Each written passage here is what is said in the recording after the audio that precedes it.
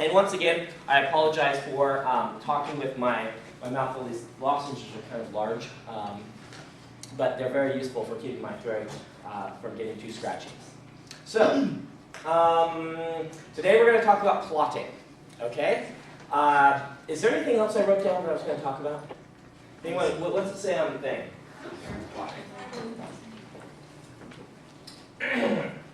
So the big, in my mind, when I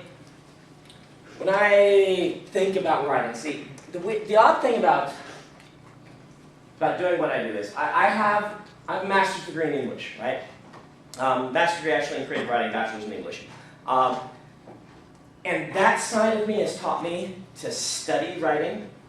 A lot of the things I'm talking about, I don't sit down and think about distinctly when I write. Does that make sense? Any more than a musician when they play a concerto, a violinist is not thinking about, okay, now I pull the bow and then I move. You're doing these things instinctively. It's the same thing with writing. And yet the other half of my brain, that is the scholar, always likes to, after the fact, pick apart what am I doing? How am I building this? How is this working? And so a lot of things I talk to you guys here today are things that is the scholar's interpretation of what the artist is doing, and the scholar may be fallible. I'm not even really sure.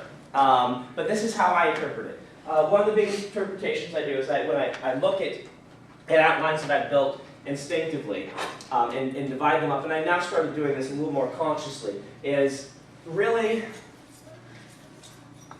we've got 3 spheres of existence that create a book. We've got our plot, we've got our character, and we've got our setting. When I think about planning a book, when I start building an outline, I usually go into Microsoft Word and I use, do you guys know about the document map function in Microsoft Word? It's a way to build an outline. It helps me because I look at things visually. You may want to study it. It's a very easy, intuitive feature to use, and it's an easy outlining feature. Makes it very nice to skip around in a document and things like this. So, document map. I will usually write plot, setting, character, and make those heading number 1 in the document map so that I have these big 3 headings. This is actually step 2, building this outline. Step 1 is all the stuff that happens in my head before I officially, formally start writing a book. And this is the way I do it. As I said yesterday, the way I do it is not the way you have to do it. But sometimes describing what I am doing helps new writers to understand, to give them things that they can try out or to teach them to analyze their own process. So, plot, setting, and character. Beforehand, I'm looking for ideas. The most common question that authors get, they get so often it has become a cliche, is where do you get your ideas? Generally, that is asked by people who are newer authors or who haven't written themselves, who find the idea process the most fascinating part. As I talked about yesterday, ideas are generally cheap. A person who trains themselves to write will have a dozen good ideas a day, and maybe 1 great idea a week, depending on what your own process is. The trick is to train yourself to write those ideas down when you have them so you don't lose them, to combine those ideas into better ideas, and to then build a story out of them. Ideas combining for me is much like, works in much the same way that a molecule is built. An idea is a cool little atom bouncing around in my brain. And one little atom does not make a story for me. And this is something I notice in a lot of newer writers. They have one pretty good idea, and then they try to build and hang everything on this idea. And it turns into a one-trick pony. Your story doesn't, a lot of times they'll start writing and only get a few pages in and be like, well, what now? They have some great plot idea, but they don't have interesting, compelling characters to keep the story going long enough for that plot to mean anything in that case. That's just one example. So these ideas are popping around in my head, and when they start to combine in interesting ways and stick together, that is when I know that I have a book that is being built. And those books, I generally write all these ideas down in my phone or in a notebook. I have a file on my computer which is named, and I kid you not, cool stuff that needs to be used sometime. I just named it that once when I had like a random idea and wrote it down, and then that started building, and now it's my repository of ideas, and the file is just the same name. And so the cool stuff we need to do sometimes.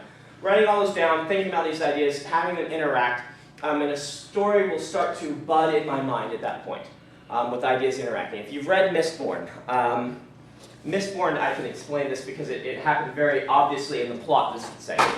It's not always starting at plot with me. Sometimes it's starting with characters, sometimes it's starting with setting. Usually it's a little bit of each combining in an interesting way that I then fill out. So, for Mistborn, I had the, I was watching Lord of the Rings movie, and I had recently read one of the Harry Potter books, and I was thinking about the monomyth. Do you guys know what the monomyth is?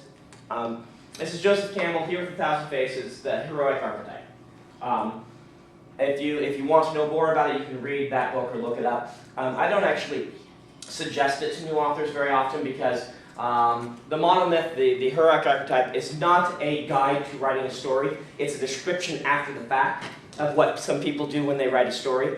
And if you start to take the description and look at it as law, then you end up writing bad stories.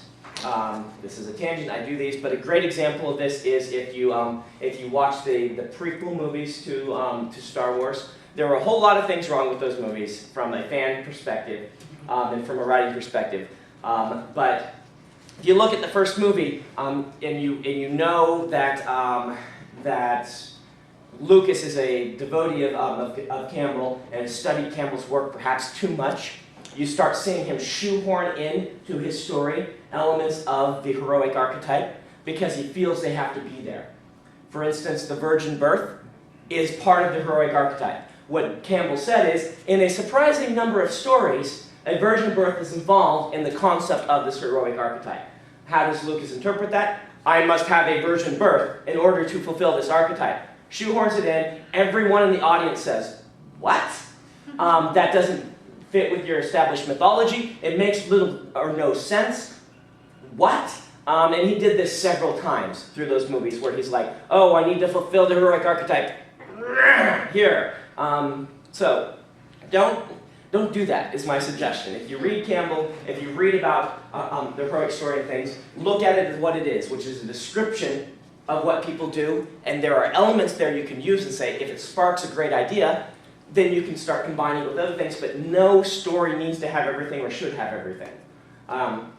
So I was watching these things and thinking about the heroic archetype, and I was thinking about epic fantasy as a whole through the 70s, 80s, and 90s, and the concept of the Dark Lord, which is a fantasy archetype, the great evil. And I thought that authors had covered approaching that very well in the past, and so my general storytelling instinct, and this is where a lot of my books start in embryo, is, well, how can I do the opposite, or how can I do it in a way that never has been approached before? And in that case, I thought, well, what if the Dark Lord won? What if Frodo got to the end, and the Sauron said, that was my plan all along. You brought the ring right to me. Thank you. Took the ring, killed him, took over the world. Or what if Voldemort had said, Harry Potter, you're like what, 17? Zap! You're dead. And the most powerful wizard that's ever lived. There's no reason I shouldn't be able to beat you other than the author wants me to. So zap! I'll zap her first. So anyway, that was an idea. What if the Dark Lord won? There were problems with this. This is the problem with having only one idea. The problem with this, and I don't know if explaining this will be any use to you, but this is, as I looked at that idea, I kept saying, oh, that's a great idea, I should write that story. And then a larger piece of my mind kept saying, no, don't write that story. This is not ready, don't write that story. And I said, why not write that story?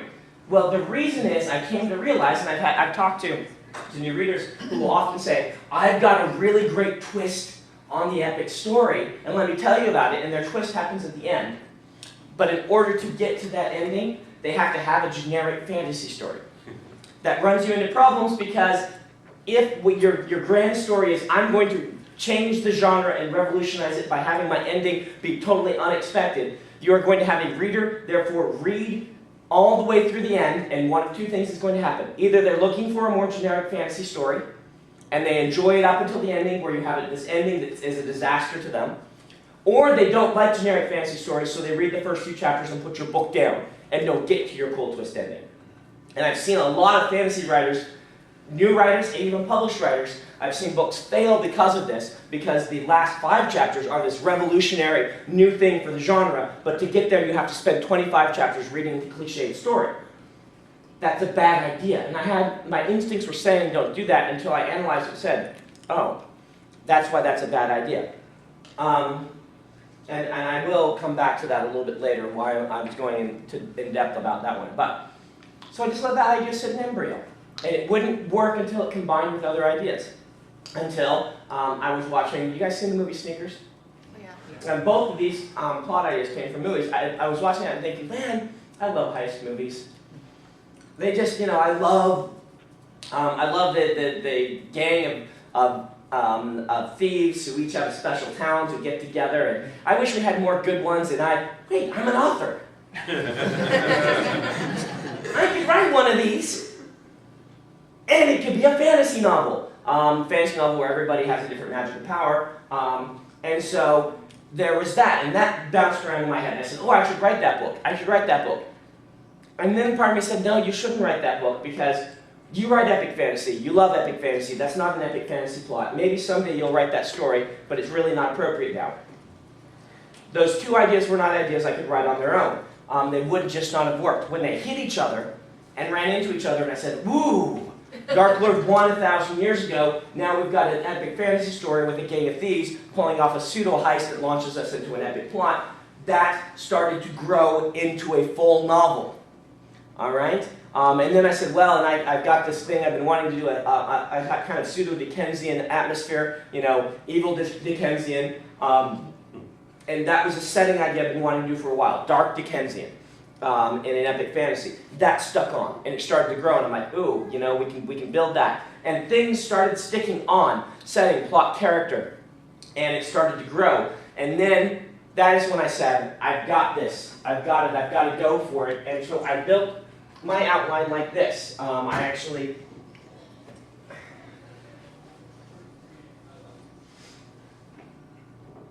went plot, setting, character, in the file, and set them as headings, and then I started bullet pointing underneath them all the cool ideas I had for this book, and I looked at them on the page and separated them out into plot, setting, and character ideas. These should all be intermixed. It's not like your plot is independent of your characters. But so I started building my outline. I took the ones that worked.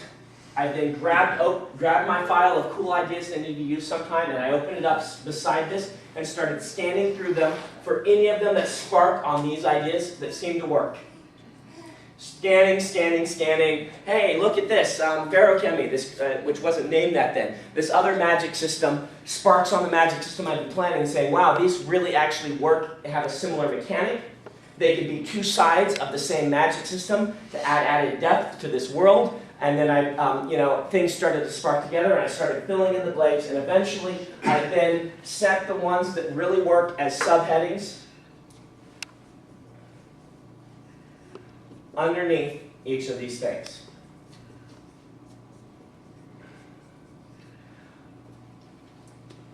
We don't have time during this to talk about each of those. Today's is about plotting. And we're going to focus on that first one, plot, which actually in my outlines does actually tend to be last. I tend to put setting at the top, and then character, and then plot. That's just how I format it. Of the 3, I feel the character is the most important.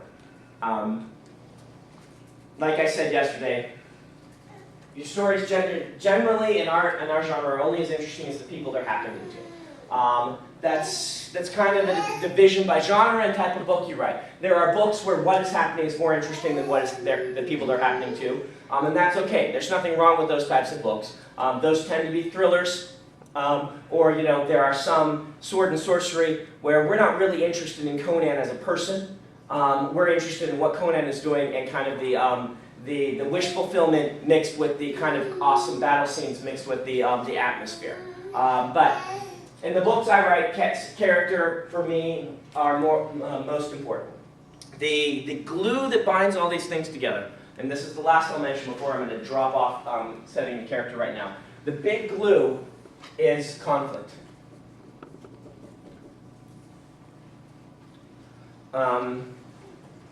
Looking for sources of conflict is what an author does, particularly in the planning stages. Most of the ideas that spark are not just, oh, that would be cool, because it just for coolness sake. They spark because I say, that is an interesting conflict. That is an interesting struggle. And if you remember that original story I said of, the regular, what if the regular fantasy story happened? The plucky protagonist went on his quest and gathered his band of unlikely followers, a thief and, a stern girl who tells him not to do what he wants to do, anyway, you gather your whole group of followers and you go on your quest and you get to the end and you fail. Well, again, like I said, that's not interesting because where does the conflict happen? There isn't any conflict in the middle of that story because it's boring. It's boring to us because we've read it over and over again. The conflict is what's going to drive us. And I'm looking for interesting conflicts. We'll talk a lot about this, but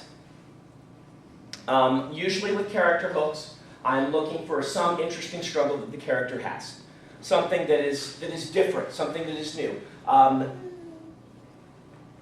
Something I've talked about before, that is just a guiding force for me in writing my books, particularly in this genre, is that I try to blend the familiar and the strange. This is a writing concept. I've heard it called the familiar and the strange. If you want to read a great essay on it by a screenwriter, Terry Rossio calls it the strange attractor. The strange attractor because it attracts you and it's strange at the same time. Great essay written about it back in the 90s. This idea is that, on one hand, what you present to your audience to be somewhat familiar, so they can get their feet underneath them, so that they can find your book in the bookstore. Genre, a necessary evil. It keeps us insulated, but it also helps us to find other things that we like. Blending the familiar and the strange, though, you also want it to be a little bit strange. You want it to be a little bit, not a little bit, depending on your book. You want it to be new and interesting, and yet feel familiar. That's a really hard line to walk. And which genre you're in will determine how much new and how much familiar you use. For instance, if you're writing a Harlequin romance, the familiar-strange blend is like 1% strange, 99% familiar. That is the model for those types of books. They are successful when they do that. If they stray too much, then they aren't successful. I'm not here to point fingers at certain genres. That's, everyone reads for different reasons. And don't get in the practice of saying this genre stinks and this genre is great. That's just a bad place to go.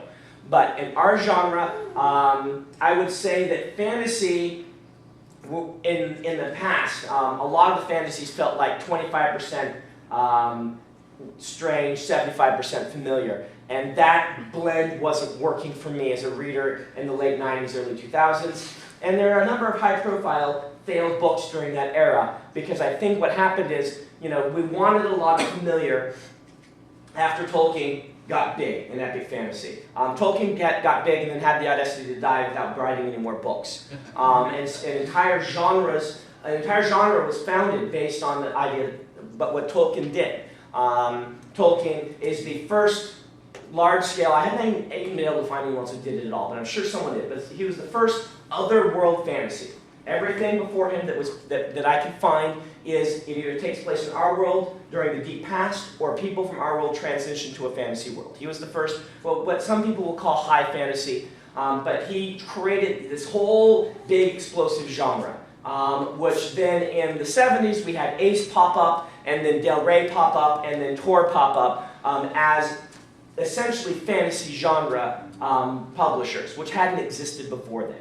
And for a long time, we were just trying to say, we want to figure out what Tolkien did. What did Tolkien did? Let's see if we can do it again. We got Sword of Shannara, which is kind of the young adult version of Tolkien.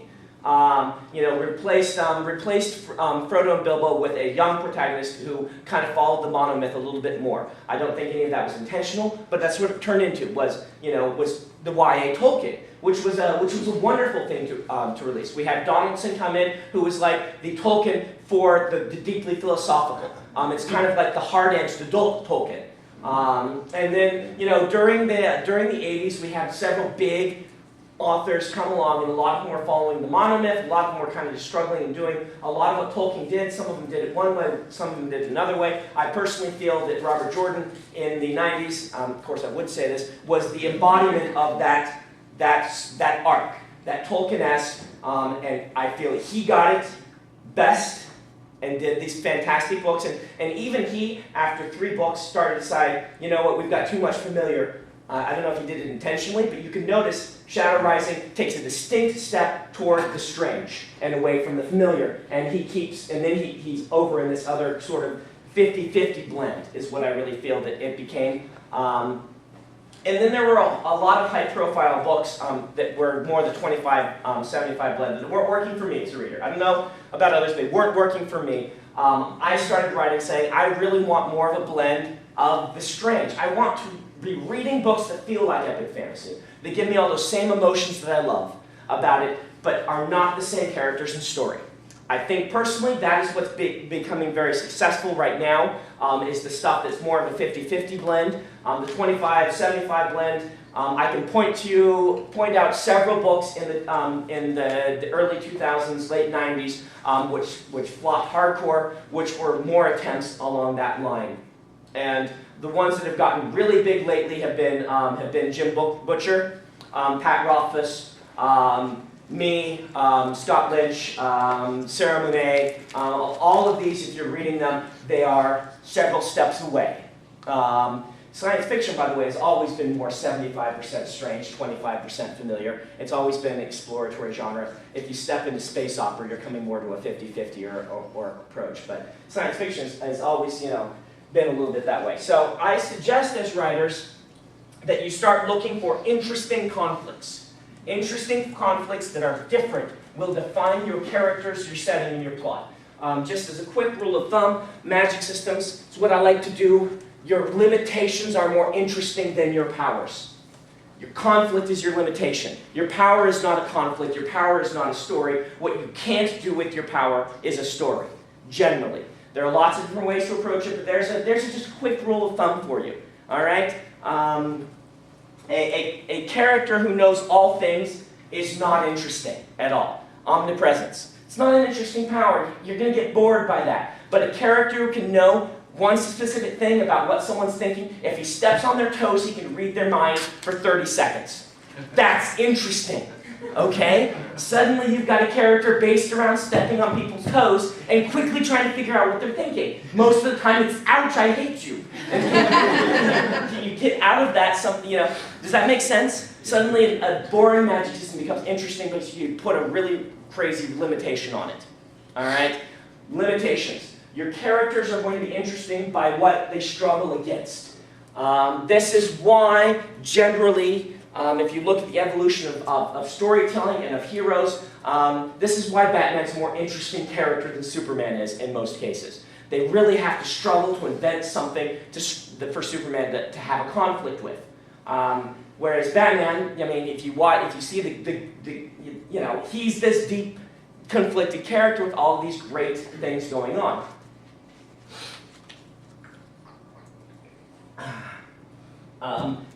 There's a bad guy who's going to destroy the world. That's an interesting conflict, a little bit. I have to pretend to be a bad guy so that the bad guy who was looking like the good guy who became a bad guy, no one knows that he was a bad guy, so that therefore he can be held up to protect the city, and I can take all of his sins upon myself, is not only a Christ metaphor, which speaks to the monomyth, but is also a fascinating conflict for a character. That's a Dark Knight. This is, conflict. What is going wrong? What is someone struggling against? We're going to do the same thing generally in plot, is what I suggest to you, is be looking for interesting conflicts. Now, with me, what I tend to do, a lot of people talk about this, and it is kind of true. plot is the hardest place to deviate, and the place where, you know, it's most difficult and perhaps not advised to deviate. When you are creating your settings as science fiction and fantasy writers, I would suggest that your setting, you push yourself toward the strange. You push yourself, that's the one where you can go the furthest, if that makes sense. Where you can have that, you can be the most wild, the most innovative, the most imaginative. Characters, you want to be identifiable. So be careful about pushing too many of your characters into something unidentifiable. But when I say strange, I don't mean weird, I just mean unexpected. And so when you're grading your characters, giving them unexpected conflicts is what I'm talking about, all right? So for instance, you know, I'm always looking for interesting types of conflicts and characters to stick into a fantasy novel. One of the reasons I wrote The Way of Kings was because I wanted to tell a story about a surgeon who was a man of science, you know, the embryo of a person of science, in an era of industrial revolution just starting to begin. The surgeon in the fantasy world is an interesting conflict to me, where most people are believing still in kind of in superstition and things like this, and what, you know, someone is telling them, oh, if you take this water that I harvested from this, you know, this special place and pour it on your head and spin around 3 times, then your disease will go away. Where he's saying, I've got to cut a hole in your stomach and cut off a piece of you. And they're saying, I'm going to go with him. That conflict is interesting to me. It was also, you know, that conflict, the book starts with him being recruited in, oh, he's actually in the war. He's recruited into the war. A surgeon who has to fight in a war is an interesting conflict.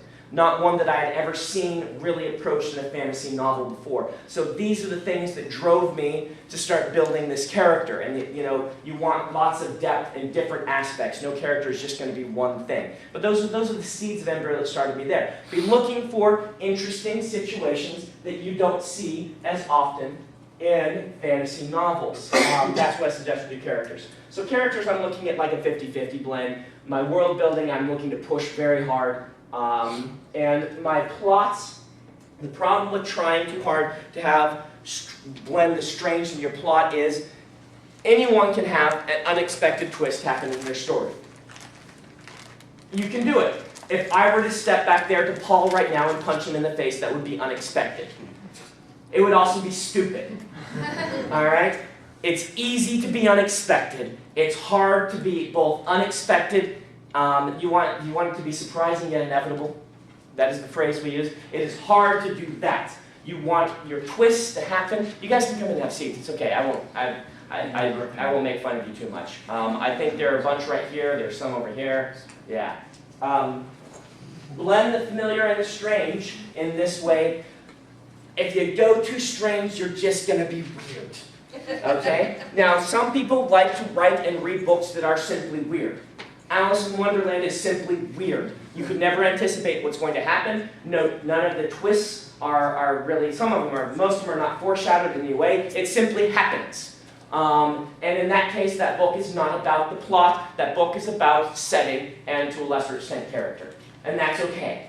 But if you want to have really, really great plots, they do tend to fall into archetypes. And, you know, people have said there are only 6 plots. Or everyone picks a random number. I don't know where they get their random numbers. You know, Brandon, there are only 10 plots. Oh, where did you come up with that? But, you know, their plots do tend to be more expected. And that is generally okay. All right? Don't feel that you have to twist just for the twist's sake. If you feel like you have to twist just for the twist's sake, you will get an M. Night Shyamalan movie. Okay?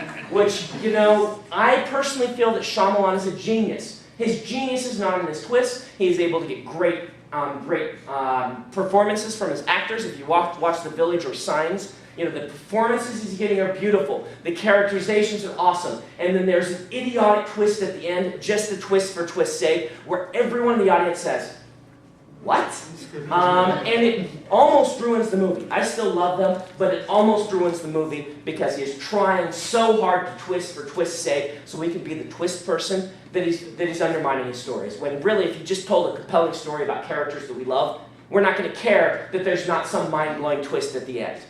In fact, because we're all expecting the mind-blowing twist at the end, they fail even more. All right? So in that case, you know, this is why I come back to, people tell me sometimes, oh, I love your endings, Brandon. And a part of my voice in my head says, don't be known as the ending guy. Do not be known as the ending guy. You want to have powerful characters that have a compelling story. You don't want to be known as the guy who has great twists. I don't even really want to be known as the magic system guy. There's that part of my voice says, look, magic systems can be fun, but if you're not telling a good story, you know, I could write a book right now that would have 20 great, interesting magic systems you've never seen that you wouldn't want to read at all because there's nobody interesting in those stories. And so, you know, there's just this voice in the back of my head, which is also the same voice, again another tangent, that stopped me from turning The Way of Kings into another postmodern fantasy. How many of you guys have read Mistborn? Okay, most of you read Mistborn. Mistborn is postmodern fantasy. I'm looking at the archetypes and I'm twisting them on their heads. I did that intentionally. It was a lot of fun for the whole trilogy. Each book, you get several concepts from fantasy lore that you're expecting, and they get twisted completely about. When I sat down to plot Way of Kings, I said, ooh, I need to do that again because people loved it so much in Mistborn. And then I started working on it, and I said, no, I don't need to do that again because I will become known as the person who relies upon that. I don't want to be known as, oh, he's the postmodern fantasy guy. You read them only for that. And anyone who studies postmodernism knows that deconstructionism is a literary theory. It means that you rely upon the very things that you're breaking down, and if those are taken away, then your story starts to fail, and I don't want to be in that position. So, anyway, that's a completely different thing. There's Brandon English majoring on you. Sorry about that. But anyway, long story short, don't feel that you have to have twist endings. All right? Having some surprises is good, but I feel that, that readers too often will read a book and say, ooh, he does it this way, I have to do it that way, or it needs to be done that way, or even, I want to write this. In part, that's okay, that'll inspire you. But just because everyone else is doing it doesn't mean you have to do it. We can take Dan Wells, whose book, I Am Not a Serial Killer. Will you stand up and show your shirt? Good friend of mine, Dan and I, yes, tour book, by the way. Dan and I took that same writing class together at BYU in 2000 that was taught by an actual professional writer. And Dan and I started a writing group together, and we both have been off and on in the same writing group for the past 10 years now. In the early days of his career, Dan wrote epic fantasy because he read a lot of epic fantasy, and he thought that's what you do. He didn't try for many years anything else because that's just what everyone was doing, epic fantasy. Of course I read epic fantasy. Dan was not meant to write epic fantasy. He simply was not. And he was having a lot of struggles with his latest book, and then he wrote something else that was completely different and said, wow, and got really passionate about it, and it clicked, and it all worked. And suddenly he wrote this story about a teenage serial killer fighting demons. And it was this beautiful book, and Dan had been struggling too long to be something that it wasn't working for him. It's okay to get inspired by something or to read something and say, oh, I want to do that, but if you be willing to try other things, all right? If you just dead set on being an epic fantasy writer, then go for it. That's okay. But just keep that in mind. You don't have to do it just because I do it. People who like my books, readers who like my books, will come to me and say, I want to write books that have cool magic systems and great twist endings. And I say, hopefully compelling characters. My hope is that, honestly, most good books that you're liking have compelling characters, but it's not the thing that you notice. Because if everybody has compelling characters, what differentiates one another? When people come to me and say, I want to do that, and I'll say, that's great. But then I'll notice, like, for instance, I've had writers come and, if you're a discovery writer, how about, I'm going to go a different tack on this. If you're a discovery writer, do you remember when I talked about this yesterday? How many worked here when I talked about discovery writing? Okay, a few of you were. A discovery writer is somebody who writes better if they don't know where they're going first. If they just have interesting characters and just let them go, right? As opposed to an outliner which likes to plot everything out ahead of time. Discovery writers tend to not have really explosive twist endings. It should make sense to you because the way that they're building their story, they don't know what their ending is going to be until they get there. And they will grow their story until the point where they have their ending. Outliners tend to have lots of twists and things like that because you can build them in and foreshadow them. There are advantages to each type and each style, but if endings aren't naturally your thing, you don't need to feel that you have to have this explosive twist ending just to have a twist ending. What we're looking for, and this is the first thing I'm going to write up here, is you want to make promises and then fulfill them. Often unexpectedly. But that has a question mark because if you fulfill them expectedly, sometimes that'll be a failure, but most of the time that'll be okay. Does anyone in here pick up a Jane Austen novel and not know what the ending is going to be? All right? Jane Austen will fulfill her promises to the readers in those novels, and it's the ending you expect. There will be some slight unexpected things about it, but it will not revolutionize and shape the way you saw the novel. You know, by reading the last chapter, it's not going to be like reading the last few chapters of Ender's Game, which reworks the entire book in your head. It's not going to be like the ending of The Sixth Sense or Unbreakable, which of Shyamalan's movies I think work fantastically. It's not going to be like that, but it's okay. I still like Jane Austen books. I think they're great. I like them as much as I like some of these books that have these explosive twist endings because the book is making promises and fulfilling them with skill. And so, if you want your promise to be, I am going to have a lot of political intrigue, and it's going to twist around, and things are going to happen in unexpected, interesting, surprising ways, then that's fine. If your promises are, these two characters are going to struggle and are going to fall in love, struggle, not really know what they're doing, but eventually work through their problems and be together, and then you do that, and if we care about both characters, you will be just as successful. All right? Make those promises and fulfill them. Do you remember when I talked about the failed, in my mind, version of Mistborn with the one that was the cliched fantasy with the twist ending?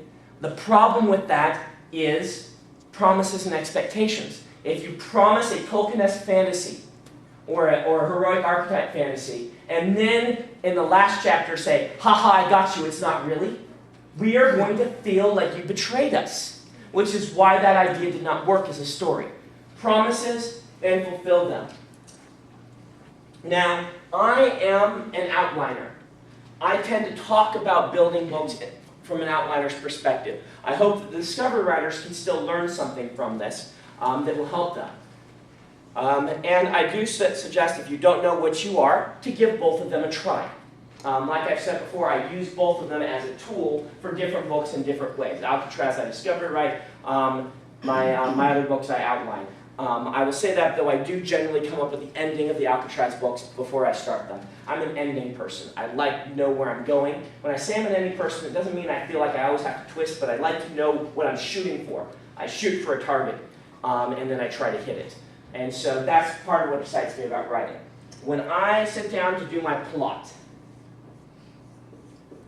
the way I build my plots is I go to the gym and turn on inspirational music, which is usually something like Metallica or Daft Punk. I listen to different music when I'm writing. It's a little bit harder to write to Metallica. It depends on what you're writing.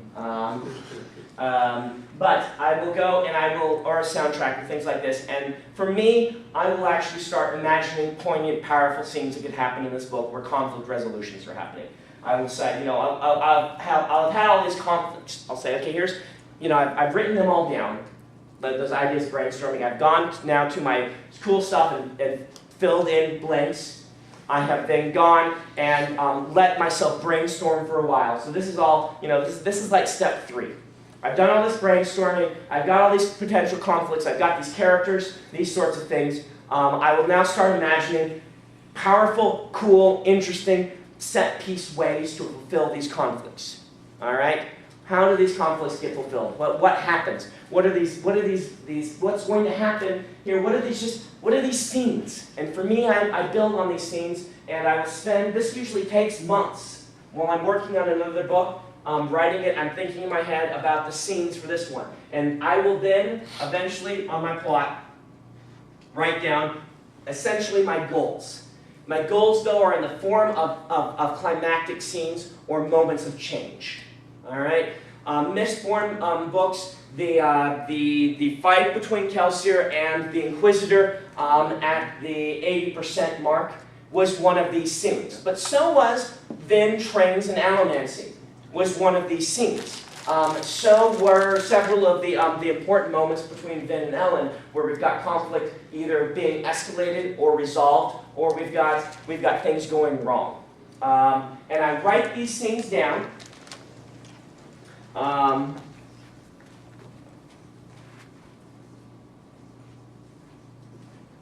However many I have, I write them down and I put them in order.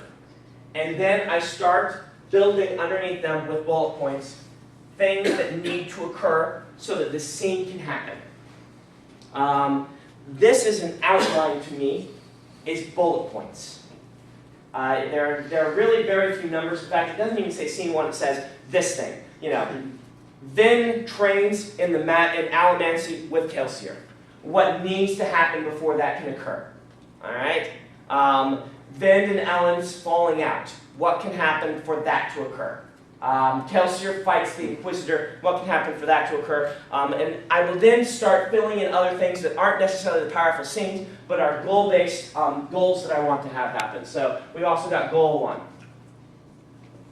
And, you know, goal and goal and goal. You know, one of these might be, all right, the team of thieves is going to try and rob the Lord Ruler.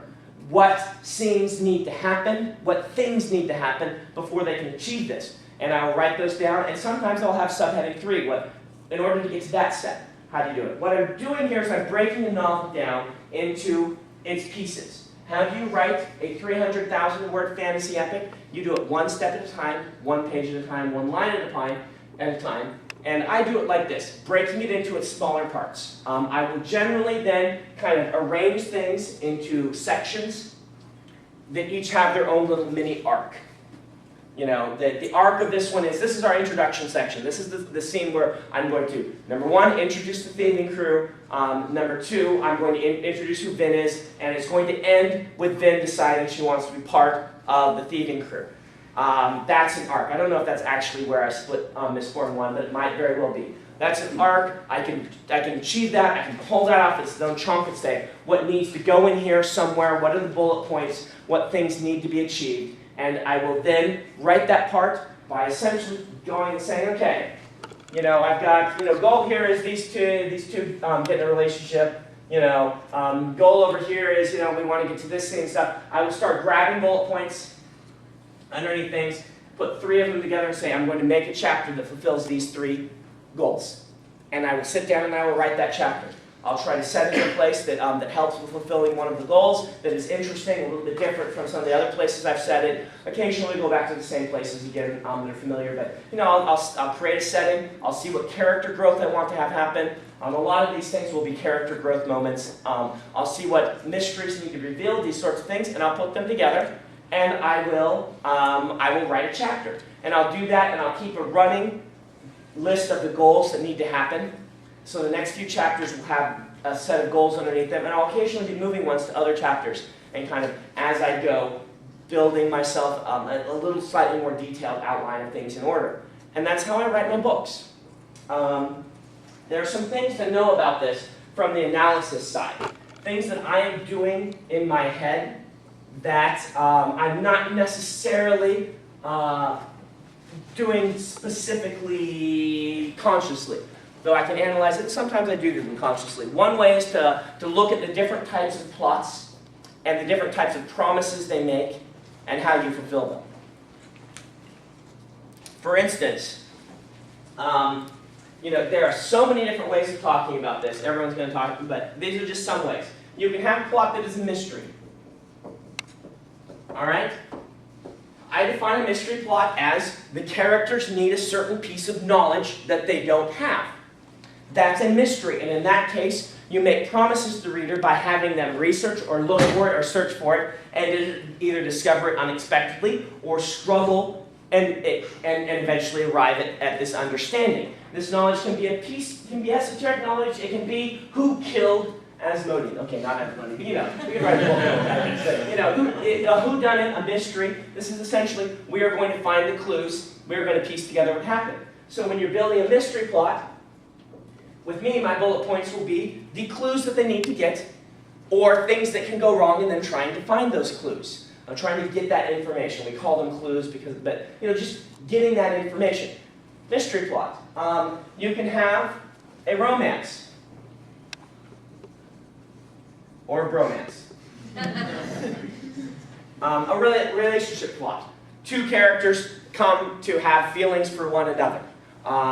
Buddy movie style, two cops start out rough and then become friends. You know, Legolas and Gimli by the end of the movie are great friends, where they started off as as hating one another. Or it can be these two characters are going to fall in love, that sort of thing. That's a relationship plot. Do they have like a bromance version for women? A girl-mance? I don't know. Anyway, girl-mancer. I use women to create my magic. You want to go there? Boy. That's a new genre there. As an aside, I always feel a little bit bad about using the word allomancy. Because mancy really does mean foreseeing the future. And I had resisted in previous unpublished ones ever using that because it's a form of divination. Whenever you add mancy on, that's really what it technically means. It doesn't mean cool magic. But that's what we pretend it means. So, you know, so anytime you're using the word pyromancy, that's really just trying to tell the future with fire. But we pretend it doesn't mean that. We pretend it means cool fire magic. So, so I apologize for those of you who actually know what that means. That you read allomancy and you're like, trying to tell the future with what? Sand? I think that's what it actually means if you break down, which is kind of funny because I did have a magic system where someone told the future was sand in another book. So, your relationship plot, how you break that down, usually you're going to break it down into ways that they grind each other wrong, or places where things go wrong, and moments where the characters come to see something in each other, to understand one another better. And you can work out, you know, what needs to happen with your specific plot, how that's going to work. You know, you've got the big problem plot, which is we've got to plan a lot in order to achieve this goal. It's essentially the heist plot. But I don't call it heist because when we use heist, we're actually meaning something larger than just stealing. It's all the pieces have to go together and we have to plan and then we try to achieve this thing. I mean, it could be we're going to put on the best dance show ever. And in order to put on the best dance show ever, we are going to have to, you know, train and find the ancient Weiss dance teacher on the top of the mountain, and you know, these sort of things. And so, you know, you've got the big problem. Break it down.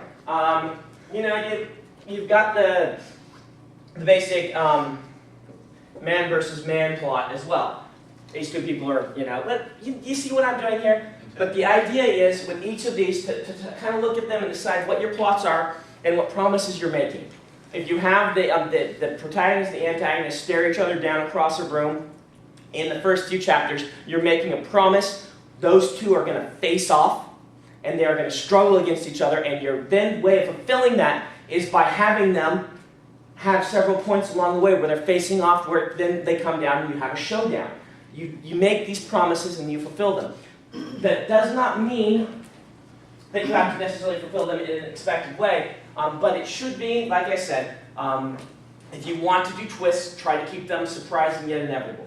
The way you use inevitability, we're slightly moving on to another topic here, but you know, keep those things in mind. The way you use inevitability is by using the grand tool of plotting in every writer's arsenal, which is foreshadow.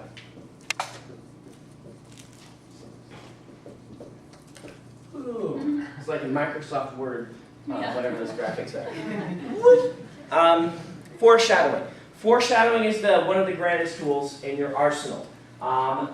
Foreshadowing is where you are giving the clues and indications to the reader that something is coming, and you're either doing it subtly, so that only after the fact they realize what you're doing, or you're doing it obviously so that they're making promises to them. And those are both valid ways. If you want to do it subtly and have the, oh, I should have seen that coming, your best tool, therefore, is misdirection. Study stage magicians. See what they do. Stage magicians are wonderful. Even when, the really good ones, even when you know what the trick exactly is and what they're doing, the first few times you watch them, you get a YouTube of it, you can't see it because they're so good. You're like, I know he's going to put the ball in his hand over here, but it's so dang interesting what he's doing over here, I have to watch it. You are doing the same thing as a writer. I sometimes use the phrase smoke and mirrors, but what I don't like about that phrase is that that's to imply that there's nothing substantial over here and you're just distracting the reader. That's not what you're doing. You are giving them substantial things that they're paying attention to while you're slipping in foreshadowing that they don't realize is foreshadowing yet.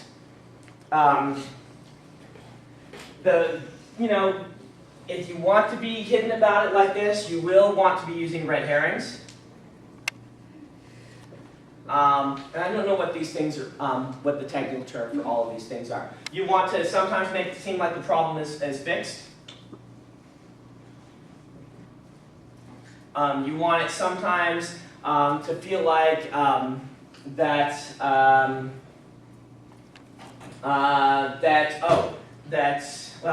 really those are the two ways, but the definition. Let me explain a little bit more about these. A red herring problem is fixed is both kind of two sides of the same coin, where you're indicating to the reader that it's okay to stop thinking about that problem because someone's got it in the bag. They can, they get up, they have their explanation, like, we know what this is. We've got it taken care of. And so they're like, oh, okay, they've got it taken care of. And then you start to lay the groundwork that no, they don't, so when it comes out and it goes wrong, you're like, oh, they didn't have it taken care of. That's one way to stop the reader from fixating on it. Slipping your clues in, you want them to come in innocent ways. You want it innocent. For instance, I use a lot of examples from my own books because I know them the best. I'm not holding them up as the best examples of this ever. Just understand that there are people who do this much better than I do. But I wrote a book called Elantris. Elantris has a very big secret about the world. It has to do with, and I'm giving you spoilers, sorry, but you'll be able to see it coming when you read the book, and maybe that'll help you as writers, if you ever do read and you haven't read it yet, to see what I'm doing and try and pick it apart. How many haven't read Elantris? Okay, yeah. Do I need to remember? What's that? Do I need it? Depends on how badly you hate spoilers. I haven't read it. Okay, I'll try to keep it a little bit vague. There is a feature of the world. Something happened 10 years ago that is part of the magic stopped working in the world. One of the big mysteries of the book is, why did the magic stop working? Well, the way that I hid everything in the book is I reversed cause and effect. Everyone assumes that what happened, that this one little thing that they mentioned, was an effect of the magic going wrong. When in reality it happened just a few minutes before and caused it all. And so because of that, everybody makes this assumption. It's a very natural assumption. And so it's hidden in plain sight because I just reversed cause and effect. Reversing cause and effect is a great way to do this. See what you see? It's right there in front of you, but the characters don't talk about it as a big deal. If the characters highlight something as a big deal, the reader will say, oh, that's a big deal, and we'll start to fixate on it and try and figure it out. Robert Jordan was excellent at this. A lot of his clues and his subtle clues were introduced as, here's all this stuff that's very important, and this other thing that's not very important. He doesn't actually say it that way, but that's how you read it, and it's only 3 books later you say, you sly dog, that thing you said that you just presented with all this important stuff, and then, oh yeah, and this thing. That's the thing that we needed to pay attention to. And that is how you do this. Red herrings are an excellent way. Red herrings are where you decide, okay, I'm going to have this twist ending. If you really want to be mysterious and have twist endings, one of the ways to really make it work is to be smart enough to realize what your readers are going to think are the first 3 reasons, you know, if they're going to pick it out, and they're gonna just be naturally reading along, you say, okay, when I write in the book, I'm going to have the characters eliminate this one for very valid reasons. Okay? I'm going to hint to the reader that it's probably this one. So that the readers are reading along, if you think that they're smart, they're going to be like, aha, I know what it is. It's not spelled out, the characters aren't seeing it, but I see it.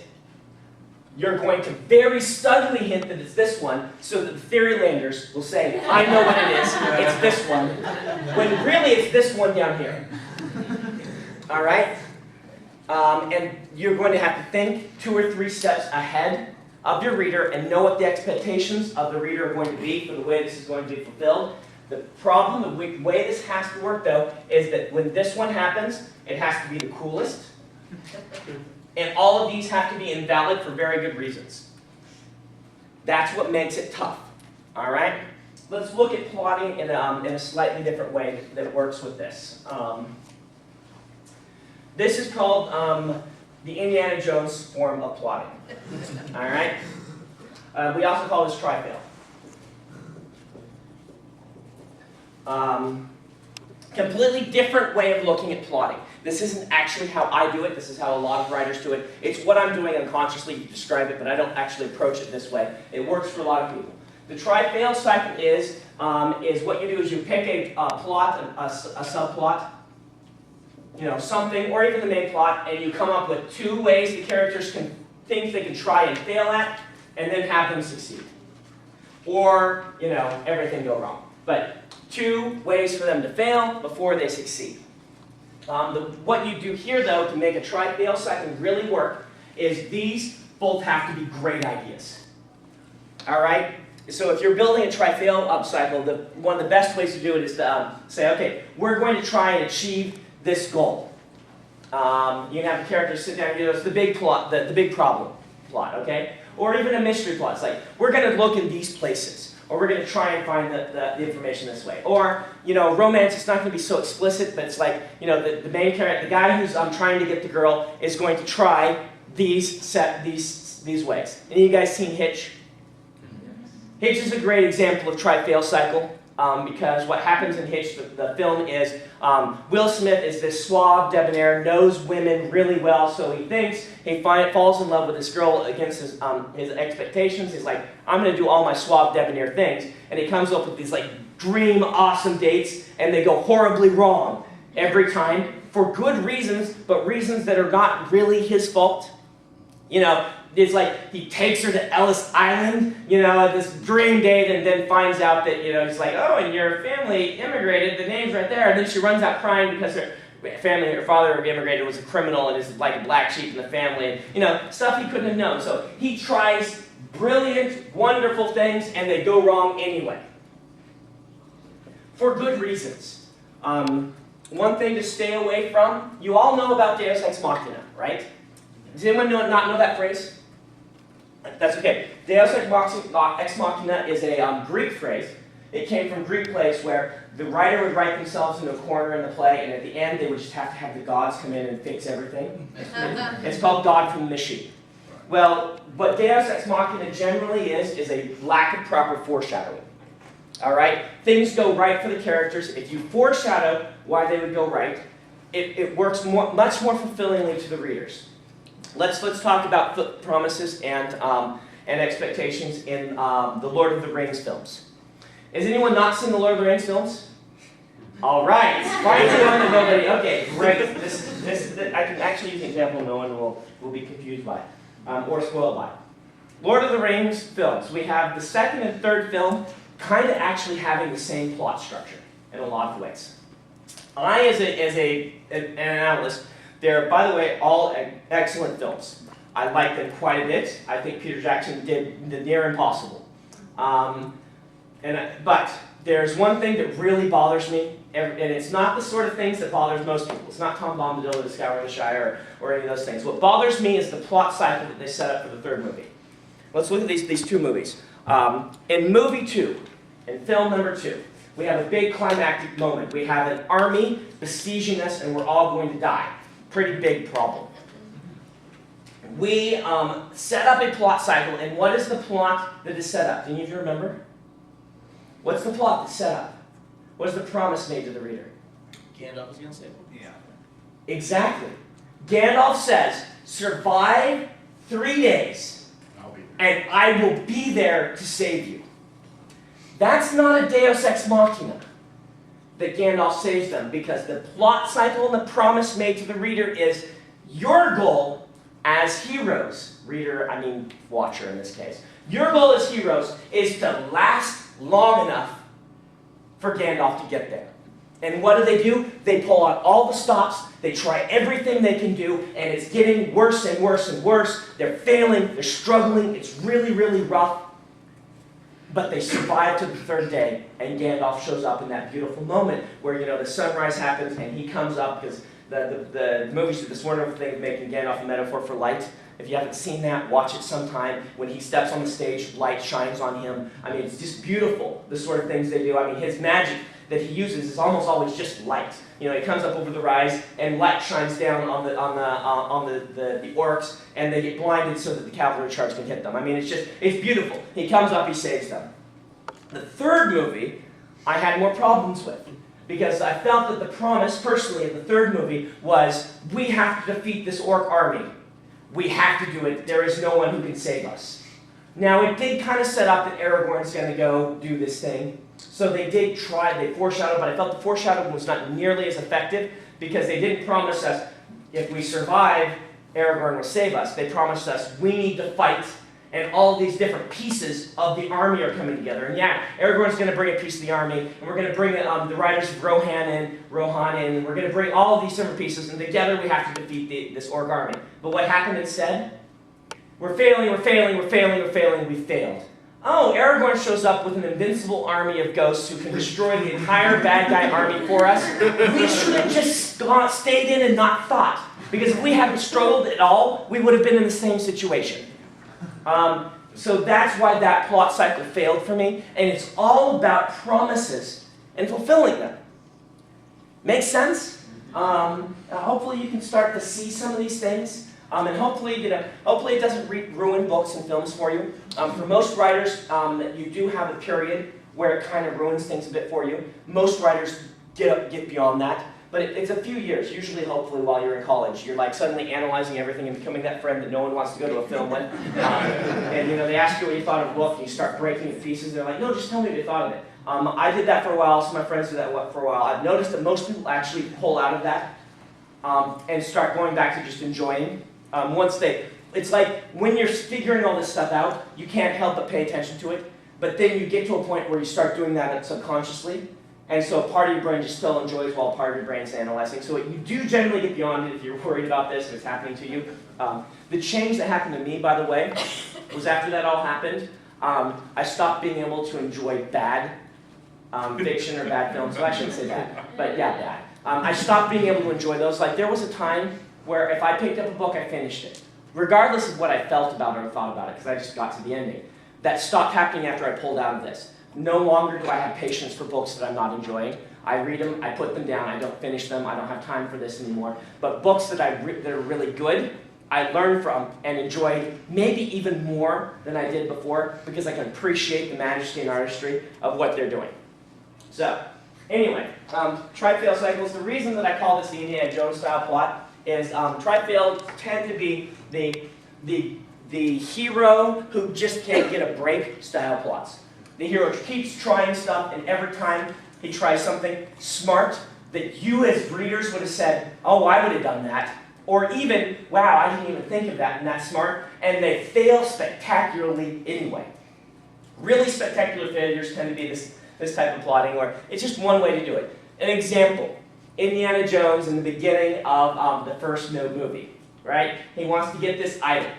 He is really good at getting this idol, right? I mean, the things he does, you know, whipping across chasms, smart with the sand, you know, braving spiders on his back, all these things. He goes through everything and gets out, and then the guy's like, haha, and steals it anyway.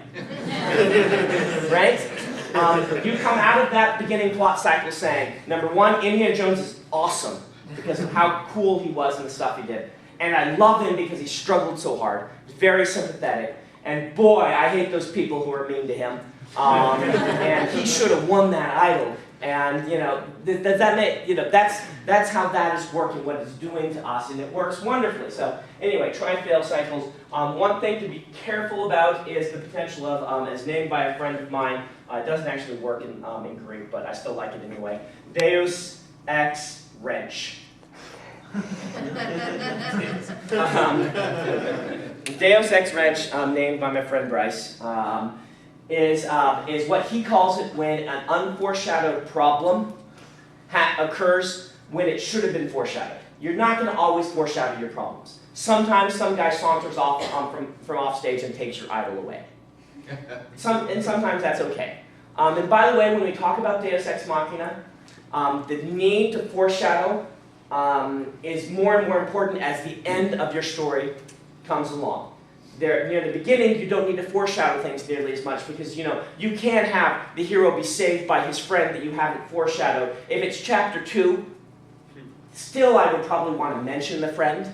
But, you know, he doesn't know the friend's in the area and the friend comes and saves him. Yeah, it's a Deus Ex Machina, but you're introducing his friend in this way. And, you know, it's going to be less and less fulfilling the closer to the ending, the more you do this. But, you know, foreshadowing you want to generally use all the time. If you read Sanderson's First Law of Magic, which is posted on my website, which is humbly named after myself, it's really about foreshadowing, which really Sanderson's First Law is your ability to use magic to solve problems in your stories is directly proportional to how well your reader understands said magic. Right. Okay? So if you're going to use magic to solve problems, tell us what the characters can do first. You don't have to describe your magic like I do. And in those cases, you have a different type of story. You have one like Lord of the Rings, where you never understand what Gandalf can do, but he's usually not using magic to solve problems, and our main characters aren't either. Magic is this strange, mysterious thing that is causing as much trouble as it's saving.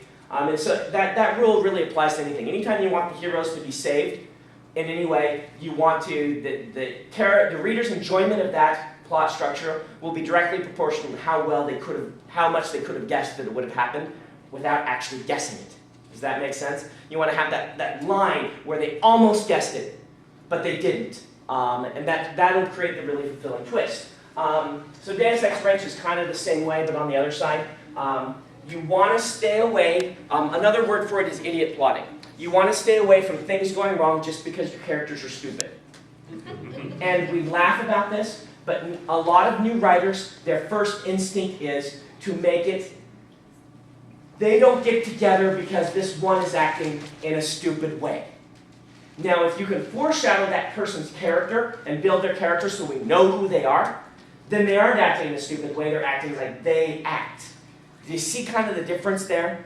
And you want to usually stay away from a character not trying something that any normal person would try in order to solve their problems. If the thing that every normal person would try would make them solve all their problems, and if your reader is screaming at your book, oh, just get over it and do it already, you want to rethink that plot cycle. You can't always get away from it, but you at least want to really establish and hit who that character is. And it's best if you can find a way to just have them try it anyway, have it fail, and come up with a better thing for them to do later on. All right? Watch for that. It's a very big new writer problem. It's just not having the characters try the normal, natural thing. Okay? So that's try-fail cycles. You've probably seen try-fail cycles described like this in your English classes. This is another way of looking at it, but this should apply to each subplot. And usually what you're doing is that they're overlapping one another with, different things happening until a character moment and a plot moment overlap at the end where the character realizes something about themselves. So you've got a man versus self where they finally overcome the character problem within them at the same time that they need to stand up and do something important, which then causes the plot climax to happen. When you can intersect those, those are our greatest moments, generally. But it looks more like this. And remember, these troughs should be spectacular failures in a lot of the cases. The spectacular failures are awesome. Don't overdo it. But if you can have someone fail like Indiana Jones fails, it's going to be much more fulfilling than if they try something dumb and fail. Strength of your heroes is generally proportional to the strength of your villains. And the best conflicts are ones that can't be solved when intelligent, natural things are tried. Okay? Natural, or you know what I mean. How much time do we have? Ooh, I'm running a little low. All right. And I may have to end just a little bit early so I can sign books and go into the Eli bookshop and things like that, because I have to go get on a plane in a little bit. So we'll talk about one last major thing and then do Q&A. One last major thing is one concept to understand about what makes plots work for readers is to understand the concept of progression. And more than that, the concept of a sense of progression. This is another way of asking yourself about promises and fulfilling them, but it's a more concrete way of looking at it. You want your books to give your readers a sense of progression, that things are moving along. You don't want it to stagnate. There are a lot of different ways to do this, and this is all kind of hand-waving, because as authors, it's a sense of progression. An example of this, the hero running out of bullets in a Western. If he's going to run out of bullets at a dramatic moment, you want to show him shooting bullets and have us know there are only 8 bullets in there. A lot of people aren't going to count the bullets. But I'll show you this better by showing you some of the different types of progression. One of the types we have is a time bomb. Another one is travel. Another one is Inuyasha. Anyone watch Inuyasha? I say that for the anime fans. I'll explain that for the rest of you. It's also known as the Final Fantasy plot. And there are a lot of different ones. These 3 break down into different types. But the idea behind these things is these are a way that you can give your reader a feeling that things are moving forward. You want things to feel like they're moving forward even when people are failing. And the way we do this, for instance, a time bomb. Let's just show this. A time bomb is where you set up that a certain amount of time after a certain amount of time will pass, something dreadful will happen. All right? The television show 24 is a great example of this. The entire television show is built around a time bomb concept. We have 24 hours of watching the show until the ending has to be here. In a book, the pages of the book are a natural time bomb, which is an advantage that we have with novels. It works in film too, but they don't always know exactly how long the film's going to be, and so but we have a natural, this many pages are left, sort of time bomb. But one way to get a sense of progression is to tell people we have this many days left. Anyone seen a book where they do this? Maybe any examples?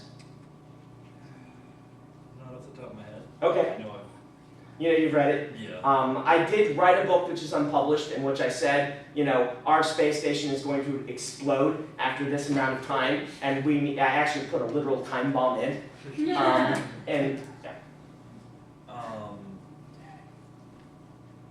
It's not as, no. No, don't worry about it. We're running out of time, so I'm sure you can think of examples of this. This is just one way of giving a sense of progression, and we keep reminding the reader, we have this much time left. We have this much time left. We have this much time left. This one's used much more often than things like thrillers.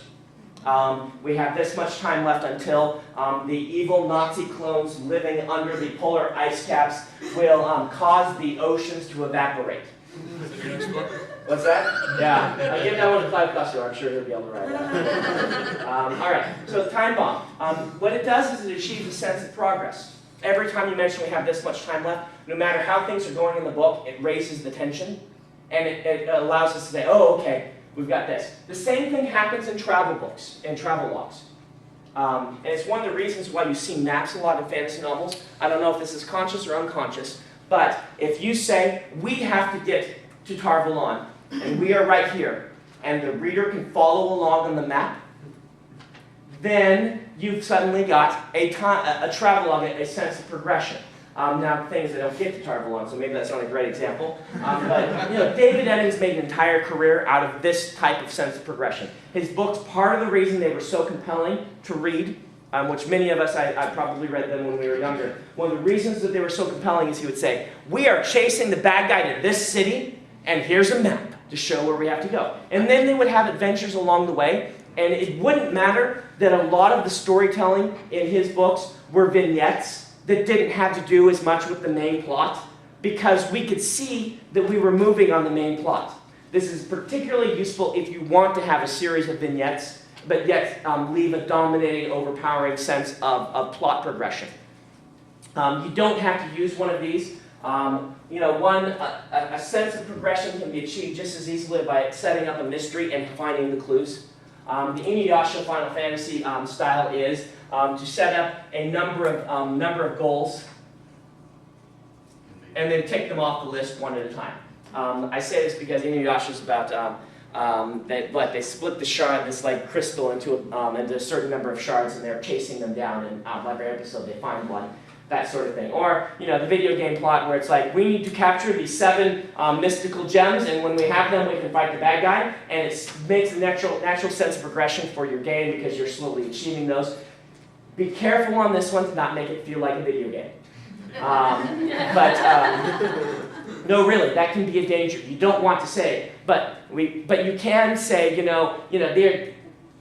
we need to do these sorts of things. And as they're slowly achieved, then we get a natural sense of progression. In Mistborn, I gave a little tiny one with this by setting up a plot cycle where I said Vin is going to train with each of the major members of the thieving crew to learn how to become a better allomancer, learning their own things. And so we have conversations with her and with Breeze and with Ham, where she goes and she meets with Marsh. She meets with each of them and talks about their magic system and with Spook. And you can just kind of tick them off the list, and it gives just a natural, readers probably aren't even thinking about this, but it gives a natural sense of progression that we are moving toward an ending.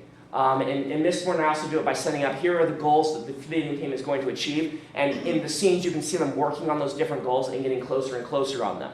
That doesn't mean that, you don't want things to go wrong. You do want things to go wrong. But sense of progression really will help you with your books. If you're having trouble with just meandering along, or you're having trouble with your plotting, making it feel compelling, think about putting in something like one of these to give a sense of progression. I did this intentionally in the third Mistborn novel, which I have mentioned before, that Sazed's plot for the third Mistborn novel was problematic to me. I had trouble writing it.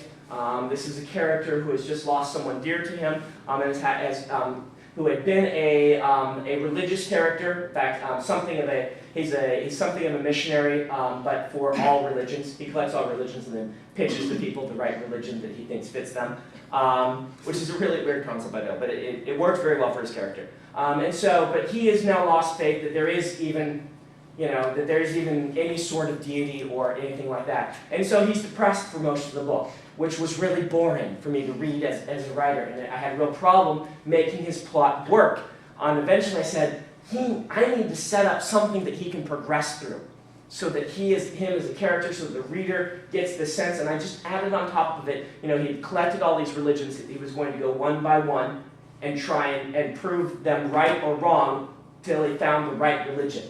And I set up how many there were, and I had him go through them. And that little change by saying, he's going to look at each one of these religions and eliminate them as true, and by the end, therefore, he will know that none of the religions are true, and yes, indeed, he's been living a lie. It's a little thing, it's kind of depressing, but he's a depressed character. But him doing something and moving slowly through this with a set number of pages suddenly gave him it reworked the entire story for him with that little subtle change, and suddenly there was a sense of progression to what he was doing, and you could retain hope because maybe he'll find something true in one of these, and we don't have him completely despairing until he gets to the end of those, if indeed he gets to the end of those, doesn't find what he's looking for. So do you see how that can work as a subplot, as a way of approaching this to make the plot move forward?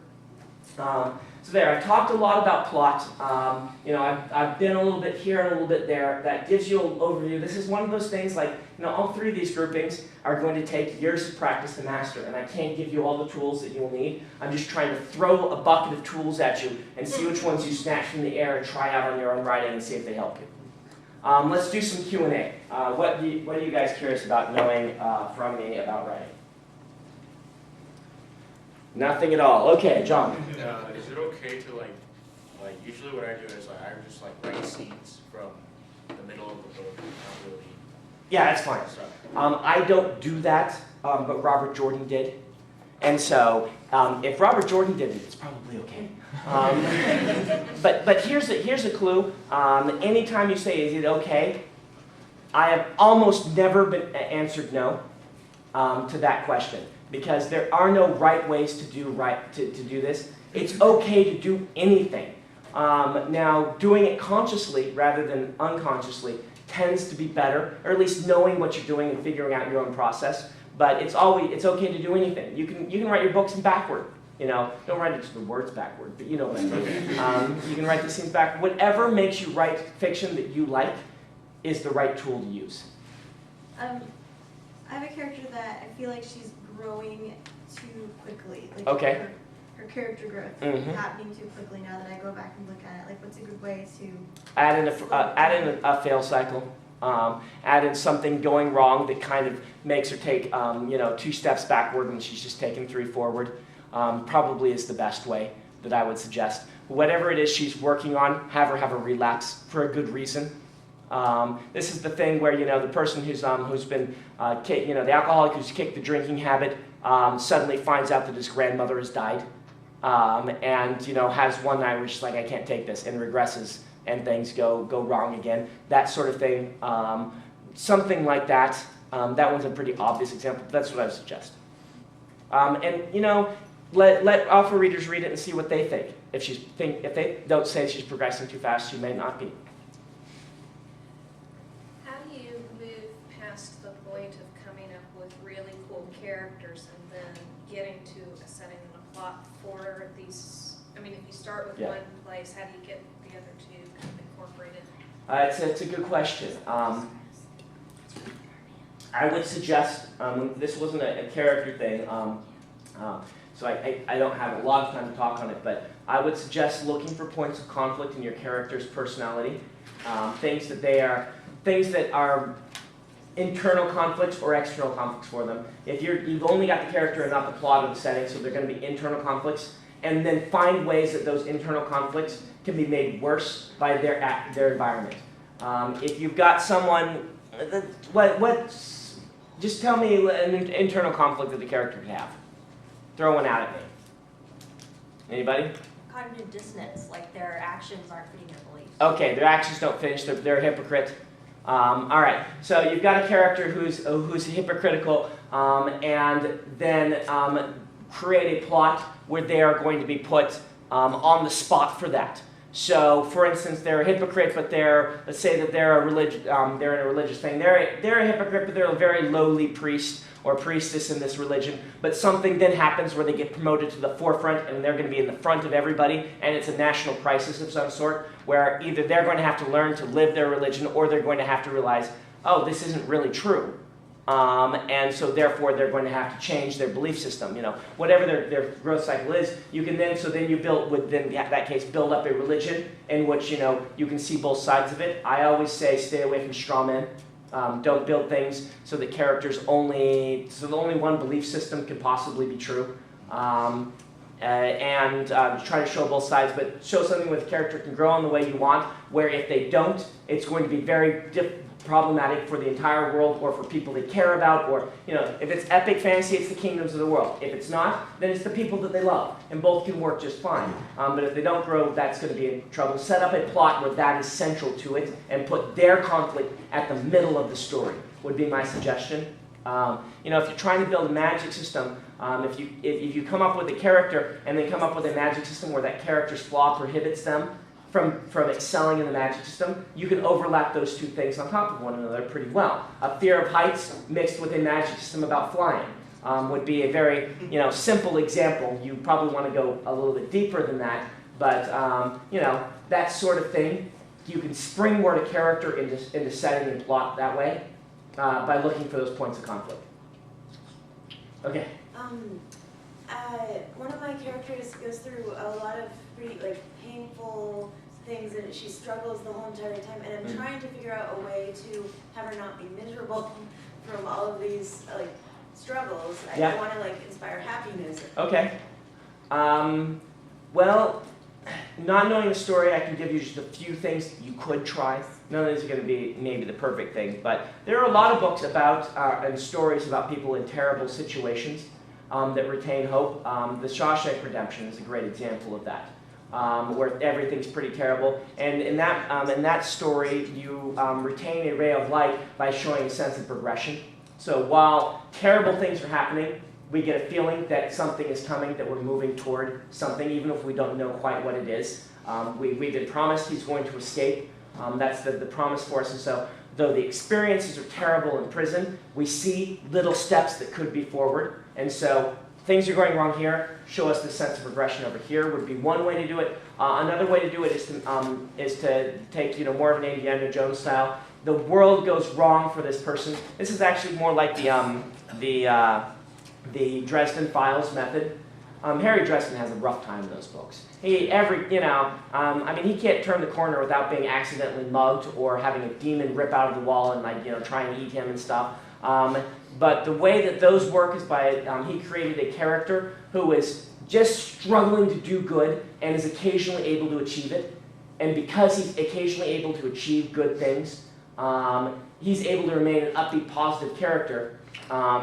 You add on top of that a passion for something, a passion for life, a passion for what they're doing.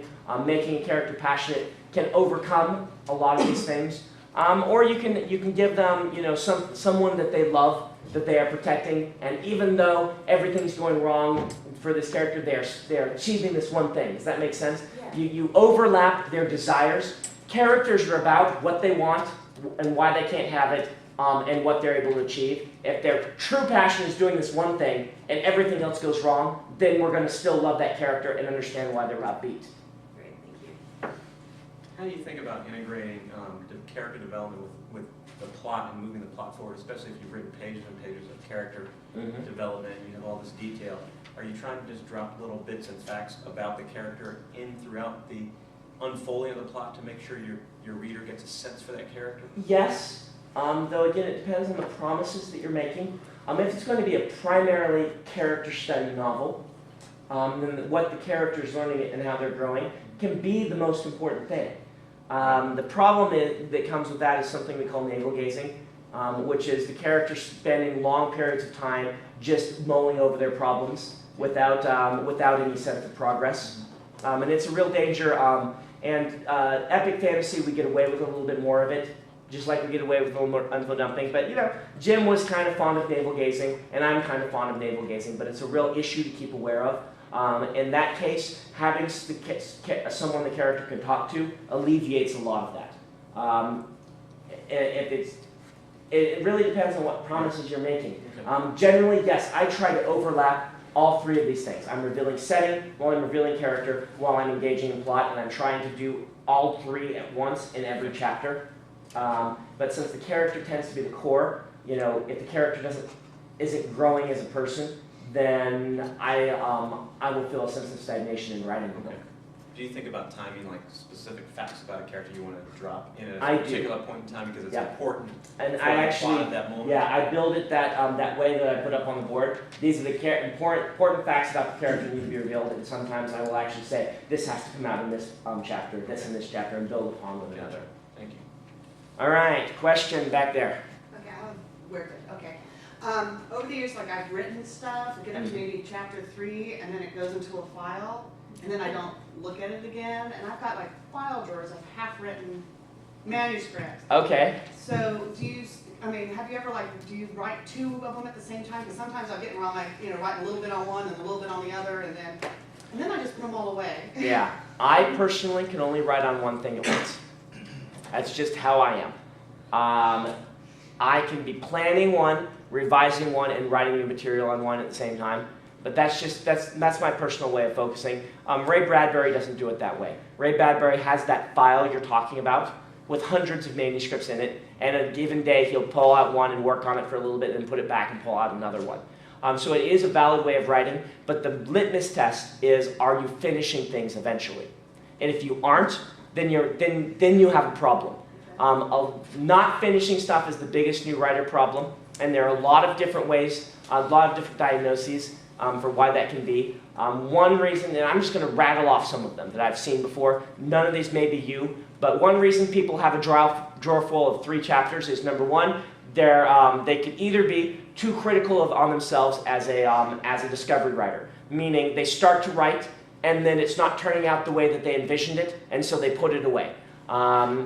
You could, and in that case, that's one of the big reasons. And in that case, the thing to do is to actually push yourself forward and force yourself to write anyway. People ask me about writer's block. Writer's block is when the writing for me is not coming as easily as it usually does, and it generally means I'm going to write a chapter and throw it away. Sorry. You're okay, I do that all the time. It's when but the pro authors I know, most of them, different ones approach it in different ways. Most of them either force themselves to write onward and then throw it away, or they know some trick that will get them out of their writer's block, and so they take a day off and participate in that, do that trick or whatever it is, and then come back to it. But what I do is I just throw it away, and I write it poorly and toss it. And if I don't write it poorly first, then I can't write it well. So that could be one thing. You could be having the problem that my brother had when he wanted to become a visual artist, that he would start sketching, and he was not very good yet, and he got very frustrated with that, and his drawing was so bad that he put it away and got sad. You could be not putting enough ideas into your stories. You could be trying to write a story based on only one idea, when even a short story needs a couple of really good ones. You could be an outliner naturally who's trying to discovery write, and if you would sit and plot things out so you know what happens next, you would then continue writing. Or you could be a discovery writer who is outlining too much, and so you get bored of the story because it's not fun and there's not enough discovery. There's so many things that could be happening with the new writer who has a dozen first 3 chapters in it. What you need to do is just finish it. You need to sit down and whatever it requires you to do to finish one of those stories. Poorly at first, and then tell yourself you can rewrite it. Whatever mental gymnastics you have to go through. Oh, I'm going to... Is that... Sorry. Oh, okay. Oh, it's you. What time is it, by the way? 106. 106, okay. I'm going to end at 1:15 instead of 1:30. So it could be, it could be that one. But just sit down and write. Force yourself to do it. And try some of these different tools. Try different things. Try some outlines. Try some discovery writing. Try spending a little bit more time thinking through all of your character conflicts. Were you here yesterday? No, I was not able to. Okay. But they're just try a bunch of things. Until you can finish something, you will always be an aspiring writer and not a writer. And most of, you're just going to have to do it. And it can be hard sometimes. But figure out what makes you finish and then do it. All right? I can't really tell you more than that without knowing, without sitting down and interviewing you for an hour to figure out what it is. So I have a character who has, the main character actually has a bit of a past, and it affects her, her entire arc throughout the story. Mm-hmm. And I'm just wondering, I've been told that I should better hint at it in sort of the beginning. Yeah, that's a good idea. Come up with 3 ways you can hint at her past. Put them in chapter 2, 6, and 9. I'm saying that kind of facetiously, but I want you to actually sit down and brainstorm ways you can hint about her past without actually coming out and saying it. There are a couple different methods you could use. You could have her start to think about it and have it give her pain so that she, then cringes and doesn't continue. You could have someone talk about it and have her snap at them. You could have her see something that reminds her of her past. You could have her remember an adage that someone she used to know talked about. You can do all of these things, but start dropping those in. It's a very good idea. And don't withhold information from the reader, but don't dump it all on us at once either. That's what I'm saying. I'm not gonna suggest that you use flashbacks because that's a bad idea for a new writer. All right, right here. Can you talk about the depth of outlining you use? Because you said you do a lot of outlining. Are you trying to get every subplot, every plot? No, I'm details not. about the character. And how far are you going? It How long is your outline when you do depends on the book. Normally, it depends on when I'm going to write it. If I'm writing it immediately, I don't always outline as much. If I know I've just got to get this outline out of my head so that I can do it later. I did just write one that was 10,000 words. That was one that I wrote out the outline because I'm not going to be able to write the book because it's just been itching at me because I'm too busy with the Wheel of Time. So I wrote a 10,000 word outline. That's for about a 100,000 word book. But that's extensive. What's more typical? More typical probably be about half that, just for the outline. The Mistborn trilogy outline was 35,000 words. That was for 3 books. That was for 3 books. But that also included world building and character. Oh, okay. And it may have gotten longer as I went, but when I finished it before I started writing, that's what it was, if that makes sense. Yeah. So that was, the Way of Kings outline is around 200,000 words. It's a 10-book series, and most of that's world building. There is a lot of plotting in there, but it's going to vary for the books. My Alcatraz outlines are going to be about 1 page, because I pre-write most of those. And so, it depends on the book. Most of it, though, is formed if you're looking at the actual plotting outline, goal with bullet points, and then breaking those into groupings by section, and then the next few chapters I'm working on are much more detailed outline. Right. So like for 5 chapters, and as I finish one, I'm working on the 6th one down or whatever, and I'm progressing through that way. With that much depth, couldn't you end up with a book about the world in a sense? Yes, but when you're writing a 10-book series, that's kind of what happens. Yeah. You don't need to do that for 1 book or even a 3-book. But if you're planning on doing what I'm doing, I really felt I needed it. Jim had 3 million words worth of notes by the end of the Wheel of Time. So. And one more follow-on question: What role does mapping play in all of that? As you think about as for me, I set my books in cities and places, and I don't have travel logs. So my maps are very, very, very sketchy at first. It's like I draw something here, about this much space, and then I let my map maker, when the actual book comes out, turn it into a map that looks nice. So I don't map extensively. With big series, I will draw out the world. Way of Kings, I drew out the world, so I knew where everything was. But I don't know how close cities are to one another generally because they're not traveling to them. And then end of the first book, I'll get it all mapped out by my map maker. Then I have numbers and figures if I need to. But because you're in specific cities, do you get more detailed with those I do. environments? I do, but mostly it's a list of, this is close to this. This is far from this. This is by the east wall. These sorts of things. I make these notations as I go along. I don't do that ahead of time. I do that as I'm going because I don't want the map in a book that hasn't yet been published or nothing is set in canon. I don't want a map to restrict my plot. The map should fit the plot, not the other way is what I generally feel when I'm first drafting. Okay, thank you. Do you have any advice for a creative writing degree? Creative writing degree it stalls your parents real well if they're on your backs for doing something. That's what I discovered. Creative writing degrees are useful, but mostly 2 things will happen in them. You will get lots of workshopping, and it will be done by people who hate science fiction and fantasy. If you understand those 2 things, it can be useful. There are lots of things that you can learn from writers who write in literary. They do know stuff. And the teachers can teach you things, but that's going to be a battle. They're going to try and convince you. They will work very hard to convince you that science fiction and fantasy should not be read or written by anybody. And college programs do that. But if you want to teach, then an MFA can be very helpful to you. I applied to 13 MFA programs with Elantris before it got published, but the same book, and was rejected from all of them. All right? I did not get into an MFA program. MFA is a terminal degree for writers. It's an art degree which allows you to teach creative writing at a university. That's how they look at it.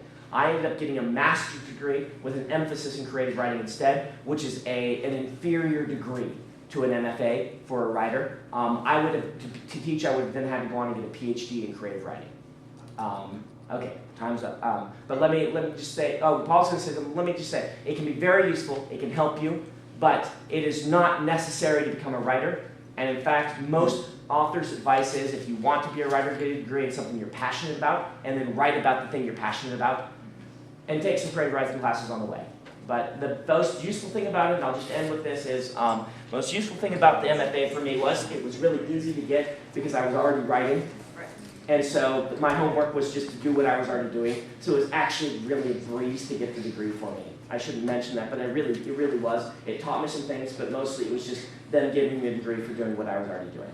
Paul, what were you going to say? I was going to say, if something comes in and someone mentions that they have an MFA, it doesn't really affect my consideration. That's what I heard.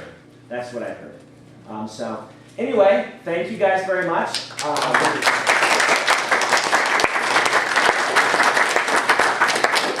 Best of luck with your writing. Just keep at it. I haven't mentioned that enough. Just keep at it. I did it, you can do it. If you've got books you want me to sign, I can sign them. Otherwise, I'm going to go, oh, there are books, okay. I will sit up at the table and sign them, and then after that, I will go, hopefully my stuff is back. Yeah, it's good to see you. Yeah.